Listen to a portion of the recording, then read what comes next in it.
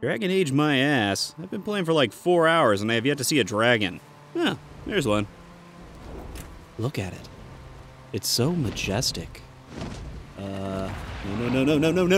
Dragon Age Inquisition is the third main game in the Dragon Age franchise from Bioware. Now, I really loved the first game in the franchise, Dragon Age Origins, back when it came out in 2009. It reminded me a lot of the Baldur's Gate-esque RPGs of old. And then, I didn't play Dragon Age 2 because I'm a heathen. However, I remember hearing that Dragon Age 2 was quite different from its predecessor, so I really wasn't sure what to expect from Dragon Age Inquisition.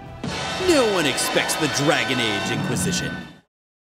Monty Python joke? Check. I don't know if it's just because I've been craving an RPG with a sense of epicness to it lately, or if it's just a really good game, but Dragon Age Inquisition has really hit a spot, and quite frankly, I'm addicted. First up is character creation. You'll pick male or female, and then choose from one of 4 races. Human, elf, dwarf, or you know what? I'm just gonna save myself the ridicule and say that one. Then you'll pick your class. A dual-wielding rogue, a ranged rogue, a two-handed weapon warrior, a sword and shield warrior, or a mage. Just mage. That is all. I ended up going with a human ranged rogue because I like letting others do my dirty work. Then out pops, whoa, that is a lot of ugly. Thank goodness you were given dozens of sliders and options to make you more model-esque. Much better. P.S. Don't touch beings made of pure light/energy. It never turns out well. Anyway, after passing out, you wake up in a prison.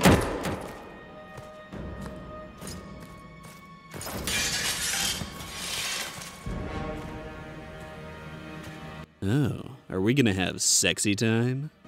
Tell me why we shouldn't kill you now. Is that a no? Now, I'm not gonna spoil the story for you, but you're essentially a medieval Ghostbuster. And that's just cool. Also, get prepared for some pulse-pounding politics. You know what this is, Chancellor.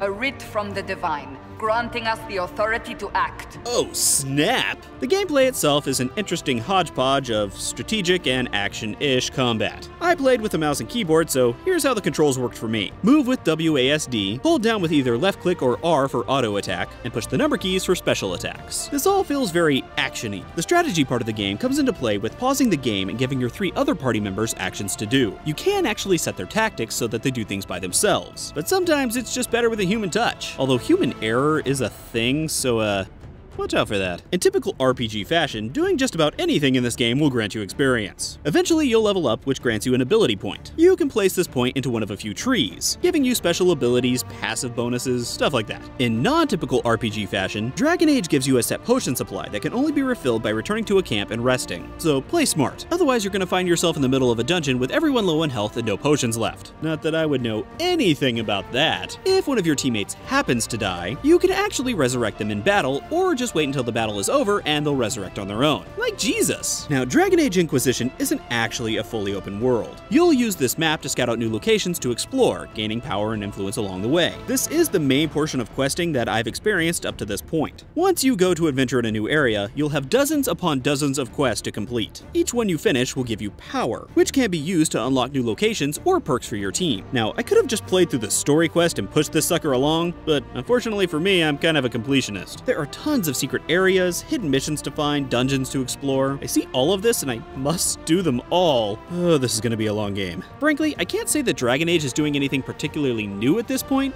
but does it need to? It's a typical epic Bioware RPG. What else do you want? There is a multiplayer mode in this game that I never got to experience, although I'm really looking forward to it because I could see this game having an interesting co-op experience. I just don't have any friends to play with. Will you be my friend?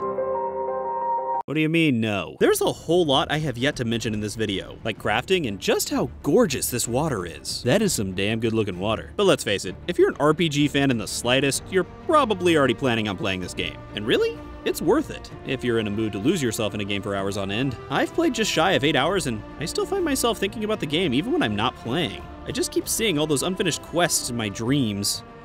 Or maybe it's my nightmares. Yet finished them all. So many quests! The quests!